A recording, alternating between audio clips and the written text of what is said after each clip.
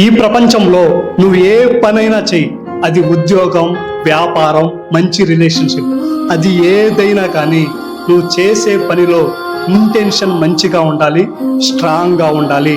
అలా కాకుండా స్వార్థంతో సొంత ప్రయోజనాల కోసం నువ్వేం చేసినా ఒకవేళ తాత్కాలికంగా సక్సెస్ అవుతామేమో కానీ జీవితాంతం ఆ సక్సెస్ నిలుపుకోలేవు.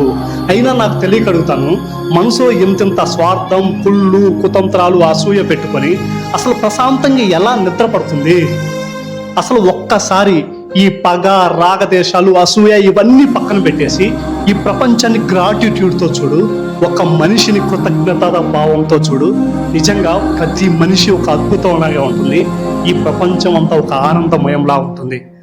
ఎవ్వరి మనసులో ఏదైనా ఉండని, కానీ మన మనసులో మాత్రం ఒక మంచి గ్రాటిట్యూడ్ భావంతో మాత్రమే ఉందాం, మనకి నష్టం జరగనంత వరకు. That's it. Thank you.